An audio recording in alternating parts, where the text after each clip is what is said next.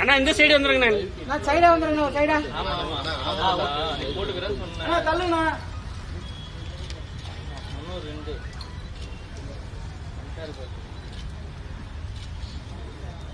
நான் கொஞ்சம் தள்ளிக்கணும்.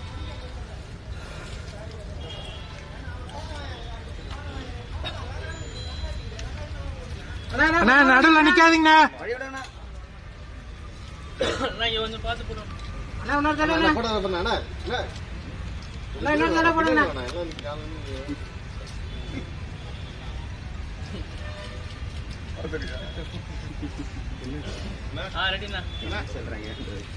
புகழ் வணக்கம் புகழ் வணக்கம் புகழ் வணக்கம் புகழ் வணக்கம் புகழ் வணக்கம் புகழ் வணக்கம் புகழ் வணக்கம் புகழ் வணக்கம் எங்கள் ஐயா வாவு சிதம்பரனாருக்கு எங்கள் ஐயா வாவு சிதம்பரனாருக்கு புகழ் வணக்கம் புகழ் வணக்கம் புகழ் வணக்கம் புகழ் வணக்கம் நாம் தமிழரின் புகழ் வணக்கம் நாம் தமிழரின் புகழ் வணக்கம் புகழ் வணக்கம் புகழ் வணக்கம் புகழ் வணக்கம் புகழ் வணக்கம் எங்கள் ஐயா கப்பல் ஓட்டிய தமிழனுக்கு எங்கள் ஐயா கப்பல் ஓட்டிய தமிழனுக்கு புகழ் வணக்கம் புகழ் வணக்கம் புகழ் வணக்கம் புகழ் வணக்கம் நாம் தமிழரின் புகழ் வணக்கம் நாம் தமிழரின் புகழ் வணக்கம் புகழ் வணக்கம் புகழ் வணக்கம் புகழ் வணக்கம் புகழ் வணக்கம் செக்கிழுத்த செம்பல் எங்கள் ஐயா வஉசிக்கு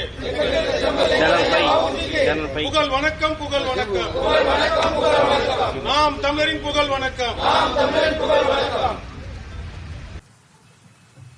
இந்த நாடும் மக்களும் ஆங்கிலேய ஆதிக்கத்தின் கீழே அடிமைப்பட்டு கிடந்தபோது எண்ணற்ற புரட்சியாளர்கள் கிளர்ந்து எழுந்து இந்த மண்ணின் மக்களின் விடுதலைக்காக போராடி பெரும் ஈகம் செய்தார்கள். அதிலே மிகவும் மிகவும் குறிப்பிடத்தக்க விடுதலை போராட்ட வீரர், இப்படி ஒரு மனிதன் தன் நாட்டு விடுதலைக்காக தியாகம் செய்திருப்பாரா என்று படிக்கிற எல்லோருடைய உள்ளமும் பதறுகிற அளவிற்கு அளப்பரிய தியாகத்தை இந்த மண்ணின் விடுதலைக்காக செய்ய மகத்தான ஒரு மகன்தான் எங்களுடைய பெரும்பாட்டனார் கப்பலோட்டிய தமிழன் செக்கிழுத்த செம்மல் வாவு சிதம்பரனார் அவர்கள். மாடுகள் கூட இழுக்க திணறுகிற செக்கை இந்த மண்ணின் மக்களின் விடுதலைக்காக ஒரு மனிதன், ஒற்றை மனிதன் இழுத்தார் என்பது இன்றைய தலைமுறையில் நம்ப மறுக்கக்கூடிய ஒன்றாக இருக்கும். ஆனால் அதற்கு சான்றாக இன்றும் கோவை சிறையிலே எங்களுடைய பாட்டனார் இழுத்த செக்கு, அதே செக்கு நினைவாக வைக்கப்பட்டிருக்கிறது. ஒரு மிகப்பெரிய செல்வந்தர், தன்னுடைய தாத்தா, தன்னுடைய அப்பாவினுடைய தந்தை வழக்கறிஞர், அப்பா வழக்கறிஞர், தானும் வழக்கறிஞர். அன்றைக்கு ஒரு முறை நேர் நிற்பதற்கு பெரிய தொகை, 50,000 அன்றைக்கு பணம், அவ்வளவு தொகையை பெறக்கூடிய அளவிற்கு செல்வாக்கு பெற்ற வழக்கறிஞர்கள் எல்லா செல்வத்தையும் விட்டு இந்த நாட்டுக்காக உழைத்தவர். இந்த மண்ணின் மக்களின் மானம் காக்கப்பட வேண்டும் என்பதற்காக தன்மான கப்பல், சுதேசி கப்பல் ஓட்டிய பெருமகன். நாங்கள் இன்று பேசுகிற தமிழ் நேசன், இந்த தமிழ் தேச அரசியலை அன்று தமிழ் நேசன் என்று இதழ் நடத்தி இன்றைய தலைமுறை பிள்ளைகளின் இதயங்களிலெல்லாம் விதைத்த பெருந்தகை எங்களுடைய பாட்டனார் வாவு சிதம்பரனார் அவர். அப்படிப்பட்ட மகன் கொண்டிருந்த கனவு மிகவும் புனிதமானது. தூய உள்ளத்தோடு உண்மையும் நேர்மையுமாக இந்த மக்களுக்காக உழைத்த பெரும் மிகப்பெரிய தலைவர். அவர் சிறையில் இருந்து 47 ஆண்டுகள் அவருக்கு சிறை தண்டனை விதித்தது. வாழ்நாள் முழுக்க அந்த சிறை தண்டனை பின்மாறி குறைக்கப்பட்டு விடுதலையாகி வரும்போது அவரை வரவேற்க ஒருவர் கூட போகவில்லை, அவருடைய அருமை நண்பர் சுப்பிரமணியம் சிவாவை தவிர என்பது வரலாற்றில் பழிதோய்ந்த ஒரு துயரம்தான் அது. அதனால் அதே நிலைமைதான் இன்றும் என் பாட்டனுக்கு நீடிக்கிறது. யார் யாரையோ எவ்வளவோ கொண்டாடுகிறார்கள். நினைச்சு பார்க்கும்போது இந்த நிலையில் தன் பிள்ளைகளை விட்டுவிட்டு செல்லவா என் முன்னோர்கள் செக்கிழுத்தார்கள், தூக்கில் தொங்கினார்கள், சிறைப்பட்டார்கள், ரத்தம் சிந்தி வதைப்பட்டு செத்தார்கள் என்று நினைக்கும் போது மிகுந்த மன துயரம் வருகிறது. இப்படி ஒரு கேடுகட்ட பணநாயக கூட்டம், இப்படி ஒரு கொள்ளை கூட்டத்துக்கிட்ட இந்த காலகட்டத்தில் இன்னைக்கு இருக்கிற நிலையை பார்க்கும்போது எங்களுக்கு இருக்கிற கடைசி உரிமை வாக்கு தான், அதையும் பறிக்குது. அதை போராடி பெற வேண்டிய ஒரு நிலைமைக்கு எங்களை தள்ளி நிறுத்தி இருக்குது இந்த நாடு. இப்படிப்பட்ட ஒரு கேடுகட்ட பணநாயக காலத்தில் மாண்புமிக்க ஜனநாயகத்தை போராடி பெற்று தந்தார்கள் எங்கள் முன்னோர்கள். 89 ஆண்டு ஆயிடுச்சு அவர் மறைந்து. இன்றைக்கு போக போக கல்வி அறிவு பெற்று வளரும்போது அடுத்தடுத்த தலைமுறைகள் மிகச்சிறப்பாக இந்த நாட்டை நிர்வகித்து கொண்டு போவார்கள் என்றுதான் அவர்கள் நினைத்தார்கள். ஆனால் இன்று பார்க்கிற போது எது ஒன்றும் அவ்வளவு கடினமாக இருக்குது. அன்றாட வாழ்க்கைக்கு கல்வி கற்பது, மருத்துவம் பெறுவது, வேலை வாய்ப்பை பெறுவது, பசியோடு 28 விழுக்காடு மக்கள் இரவு உறங்க போகிறார்கள். பல கோடிக்கணக்கான பச்சிலை குழந்தைகள் பசியோடு தூங்க போகிறார்கள். அடிமை இந்தியாவில் பகத்சிங் முன்வைக்கிறான் முழக்கத்தை. கல்விக்கு இயங்காத மாணவன், வேலைக்கு அலையாத இளைஞன், பாலுக்கலாத குழந்தை, இதுதான் என் கனவு இந்தியான்னு. விடுதலை பெற்ற 79 ஆண்டு ஆக போது இன்னும் அதே முழக்கம் அப்படியே இருக்கு. அது ஒன்றும் நிறைவு செய்யப்பட்டதா தெரியல. எங்களுடைய முன்னவர், எங்களுடைய போற்றுதற்கும் வணக்கத்திற்கும் எங்கள் பாட்டனார், செக்கிழுத்த செம்மல் கப்பல் ஓட்டிய தமிழன் வ.உ. சிதம்பரனார் அவர்கள் கொண்டிருந்த கனவு என்பது நாடும் மக்களும் நன்றாக இருக்கணுங்கிறதா, பெருமைப்பட வாழணுங்கிறதா, வறுமை ஏழ்மை ஒழிந்து நல்ல கல்வி அறிவு பெற்று அறிவார்ந்த சமூகமாக அதற்கான வேலையை பெற்று உரிய சம்பளத்தை பெற்று உயர்ந்து சிறந்து வாழ வேண்டும் என்பதுதான். அந்த கனவை சுமந்து அவர் பேரப்பிள்ளைகள் இந்த நிலத்தில் களத்திலே நின்று போராடுவோம் என்கிற உறுதியை எங்களுடைய பாட்டனாரின் நினைவு நாளில் நாங்கள் ஏற்கிறோம். அவருடைய வழியே வருகிற வீர மானத்தமிழ் பிள்ளைகள் பெருமிதத்தோடும் திமிரோடும் எங்கள் பாட்டனாருக்கு எங்கள் புகழ் வணக்கத்தை செலுத்துகிறோம். இந்த எஸ்ஐஆர் பணிகள் மிகவும் கடினமா இருக்கு வேலை அப்படின்னு சொல்லிட்டு வருவாய்த்துறை சங்கங்களுடைய கூட்டமைப்பு 42,000க்கும் மேற்பட்டவர் இன்னைக்கு அந்த எஸ்ஐஆர் பணிகளை புறக்கணிச்சிருக்காங்க. வருவாய்த்துறையில் பணியாற்றுபவர்கள் ஒரு கல்வி அறிவு பெற்றவர்கள், அவர்களுக்கே அது சிரமம்னா அடித்தட்டில் இப்போ நீங்கள் ஹெல்த்து ஆஃபீஸர் இல்லை, லேபர், இந்த மாதிரி ஆட்களை அங்கன்வாடியில் வேலை செய்கிற நம்மளுடைய அக்கா தங்கைகள், சத்துணவு பணியில் வேலை செய்கிற அக்கா தங்கைகள், இவங்களை தான் நீங்கள் பணியமர்த்தியிருக்கிறீங்க. அப்போ அது எப்படி? அது தகுதி வாய்ந்த அதிகாரிகளினுடைய சான்றிதழ் அப்படின்னு சொல்கிறீங்க. இவர்களெல்லாம் தகுதி வாய்ந்தவர்கள் தானே இந்த பணியை செய்வதற்கு? நீங்கள் நல்லா யோசிச்சு பாருங்கள். இப்போ பாரதிய ஜனதா இந்த எஸ்ஐஆரை கொண்டு வருது, சிறப்பு வாக்காளர் திருத்தத்தை கொண்டு வருது. செயல்படுத்துறது யாரு? நீங்கள் இப்போ ஜிஏடியூவில் இருந்து அவங்கெல்லாம் நாங்கள் பணி செய்ய வரலை, எங்களுக்கு அவங்க 10 கோரிக்கையை வைக்கிறாங்க.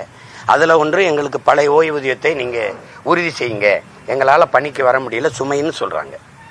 நீங்கள் இந்த கோரிக்கையிலெல்லாம் புறந்தள்ளிட்டு வேலைக்கு வரலைங்கிறதுக்காக உடனே தலைமைச் செயலாளர் நீ வரலைன்னா உன் ஊதியத்தை துண்டிப்பேன் அப்படின்னா, இப்போ யார் இதை கடுமையாக திணிச்சு இந்த எஸ்ஐஆரை செயல்படுத்துறது யாருன்னு சொல்லுங்கள்.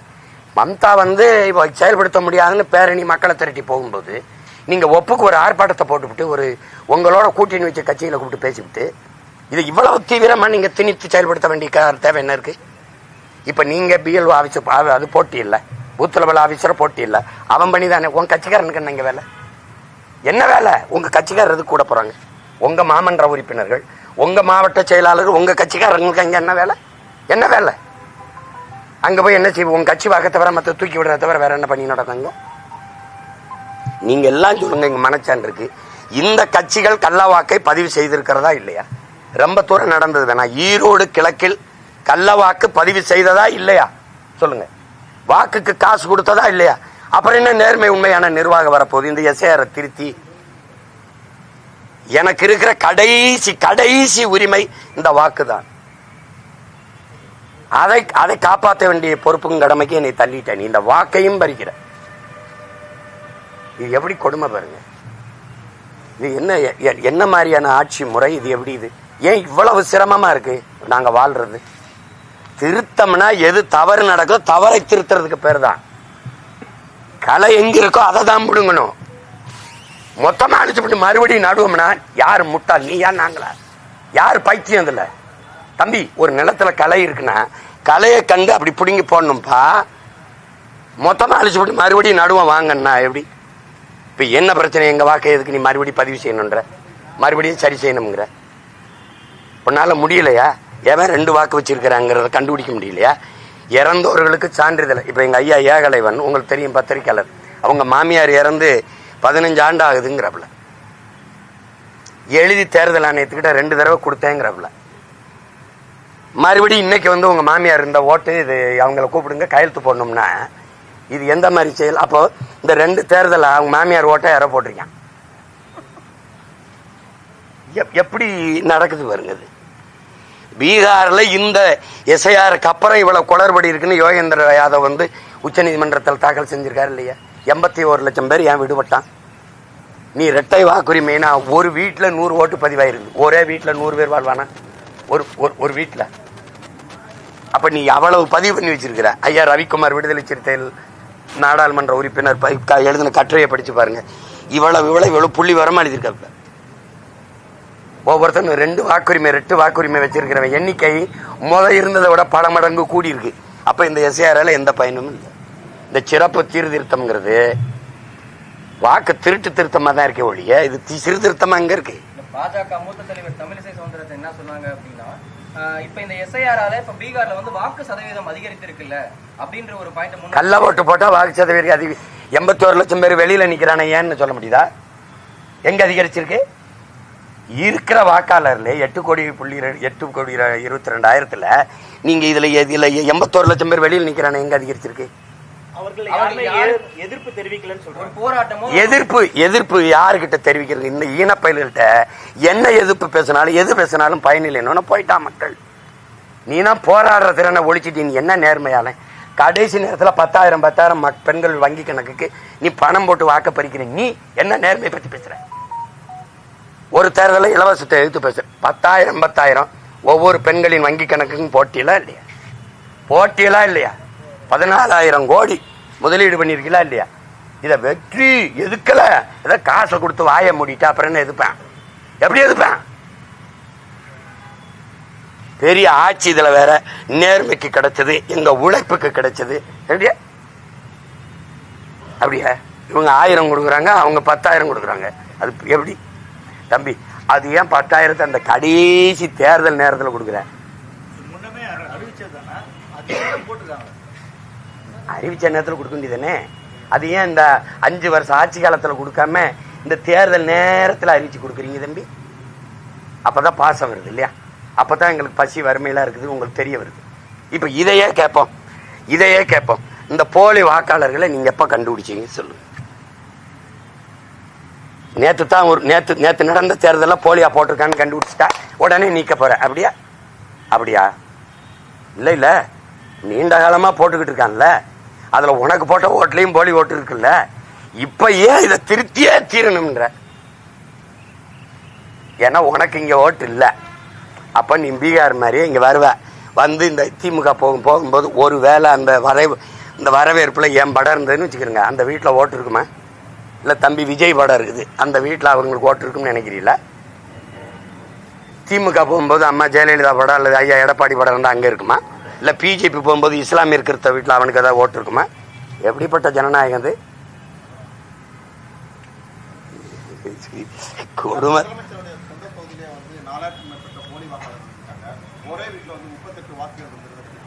ஏன் அவ்வளவு நேர்மையானவர்கள் அந்த வெற்றி செல்லாதுன்னு அறிவிக்க வேண்டியது என்ன பண்ணீங்க? கோமாலப்படுத்திருந்தீங்களா? அப்படி கொஞ்சம் குழாவும் போது வந்து காசு வெளியிடும் போது கூப்பிட்டு கையை பிடிச்சி பேசும்போது விஷயம்போதெல்லாம் நீங்க கள்ள ஓட்டு போட்டு 4,500 ஓட்டை ஜெயிச்சிருக்கீங்க போலி வாக்குல, அதெல்லாம் பேசல தம்பி. முடிஞ்சு போச்சு. இங்க பிப்ரவரி 10ஆம் தேதி தேர்தல் அறிவிக்க போற. 2 மாசம் இருக்கு. அவர் 5 வருஷம் இருந்துட்டு அவ்வளவு முதலமைச்சரா. இப்ப வந்து போலி வாக்காளர்களை கண்டுபிடிக்கிறீங்க. கொளத்தூர்ல மட்டும்தான் போலி வாக்காளர் இருக்கான்னா, மற்ற தொகுதியெல்லாம் இல்லை. பிஜேபி வென்ற தொகுதியெல்லாம் இல்லையா? சொல்லுங்க.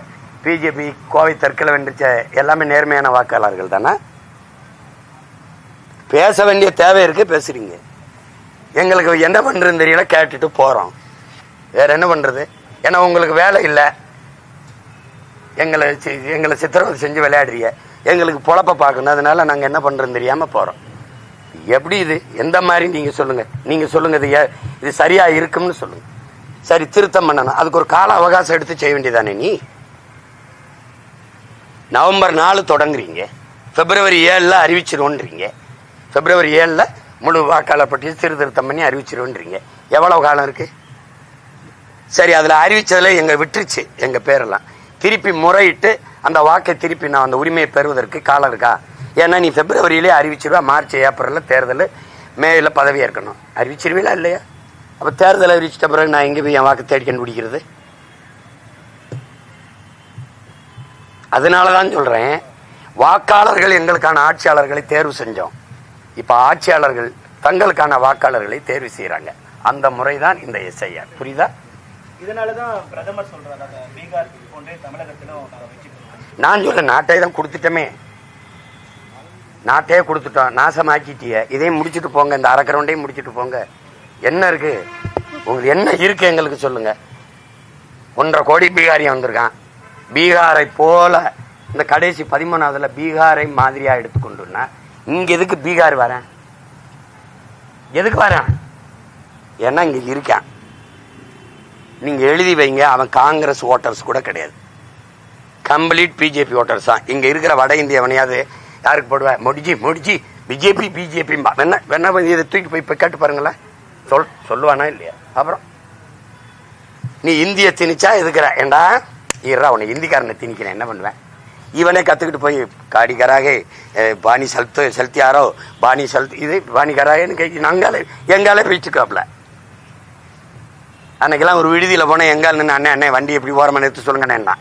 இப்ப போய் இறங்குறேன் காடி கராகன்னு. டே நீ யாரா, நீ எப்படா வந்த? போன வாரம் எங்கால் இருந்தாடா இங்க அப்படின்னு. நீ வேற பார்த்து கொஞ்ச நாள் கழிச்சு பாருக்காது என்ன நடக்க போகுதுன்னு பாரு.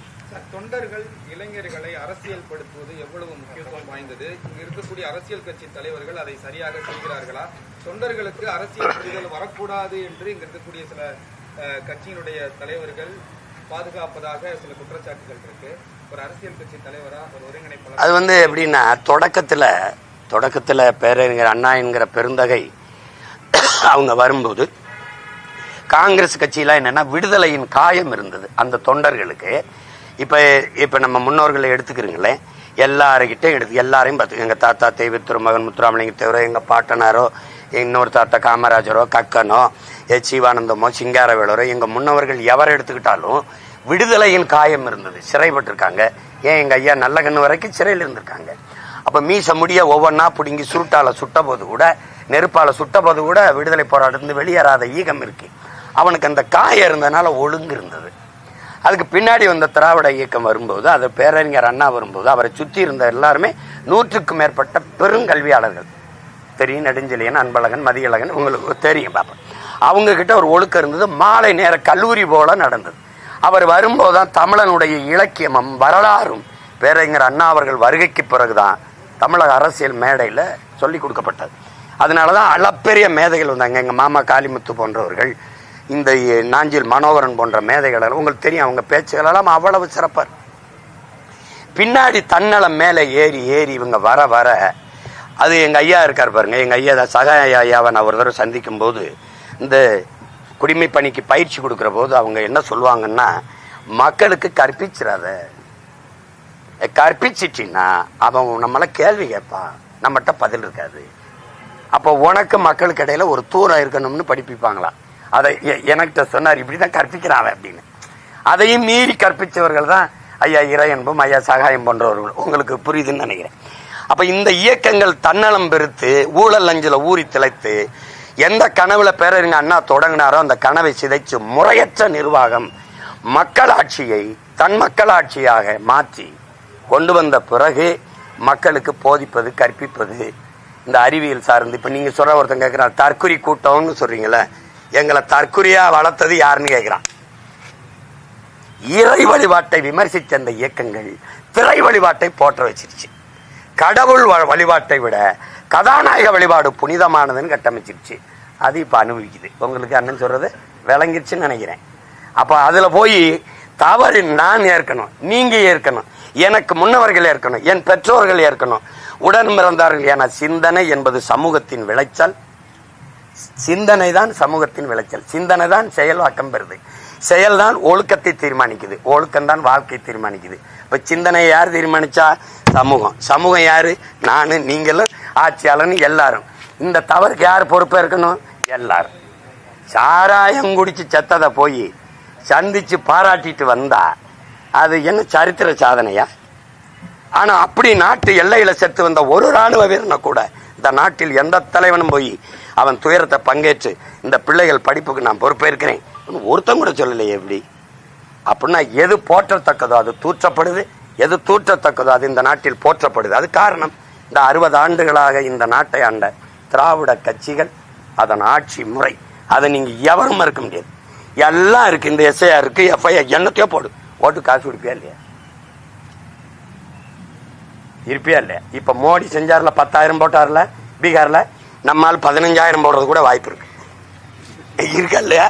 இருக்கு. அதனால நம்ம அம்மாட்டெல்லாம் சொன்ன வங்கியில கணக்கு ஆரம்பிச்சு வச்சுக்கணும். என்ன என்ன சரி நடக்கும்பா. 1000 ரூபாய் எங்க ஐயா 1500 தரேன் இருக்காப்ல. இப்ப பீகார் வென்றிருக்கு பத்தியில அந்த ஃபார்முலாவையும் அவனே சொல்றான், பீகாரை முன்மாதிரியா எடுத்துக்கன்ட்டு ரோல் மாடல் எடுத்துக்கிட்டு கொடுக்க வேண்டியதானே. ஏற்கனவே 10 லட்சம் கோடி கடன், இன்னும் 2 லட்சம் கோடியை கடன் ஆக்கிட்டு போக வேண்டியதானே.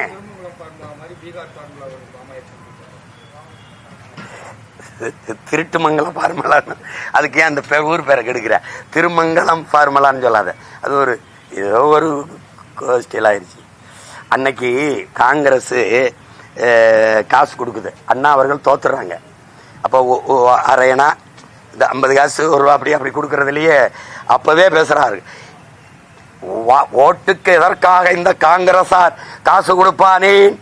காசை கொடுத்து விட்டு 7 கடல் தாண்டி 7 மலை தாண்டி அங்கிருக்கிற வெங்கடாசலபதியை துணைக்கு எதுக்கு அழைத்து வருவானேன்? அந்த படத்தில் அடித்து எதுக்கு சத்தியம் வாங்குவானேன்? இதற்கு பதில் வைத்திருக்கிறார்களா இந்த காங்கிரசார் அப்படின்னு பேசுறது இருக்கு. ₹2 கொடுத்ததுக்கு அந்த பேச்சு பேசிருக்காப்ல. இப்ப அவர் பிள்ளைங்க 2000 டெவலப்மெண்ட்ல வருது. இதெல்லாம் டெவலப்ல வருது. அவர் தான் சொல்றாரு, சாராயம் வித்த காசு அதுல அரச நடத்துறது குஷ்டரோகியில இருக்க வெண்ணெய்க்கு சமம்டான்னு. அண்ணா சொன்ன அந்த வெண்ணெயத்தான் அவர் பேரை சொல்லி கட்சி நடத்துற பிள்ளைகள் விரும்பி விரும்பி சாப்பிடுது. புரியுதுன்னு நினைக்கிறேன். கோயில்ல ஒரு அர்ச்சகர் உள்ளத்திலும் கோயிலையும் தாமரை மலர வேண்டும் சேகர் பாபு கடுமையா கண்டனம். அர்ச்சகர் வரைக்கும் தண்ணியிலே மலர்றது இல்ல. எங்க ஊர்ல வெங்காய தாமரை தான் மலருது. அவர் ஆசைப்படுறாரு, என்ன பண்றது? அவர் துறை தானே, அறநிலைத்துறை. அவர் மேல நடவடிக்கை எடுக்க வேண்டியதானே. நடவடிக்கை எடுத்த கடுமையான பாஜக களத்துல இறங்கணும் தமிழிசை மிரட்டுறாங்க. நாங்க நடவடிக்கைக்கு ஆதரவா இறங்குவோம். எப்படி இருக்கும்? நல்லா இருக்குல்ல?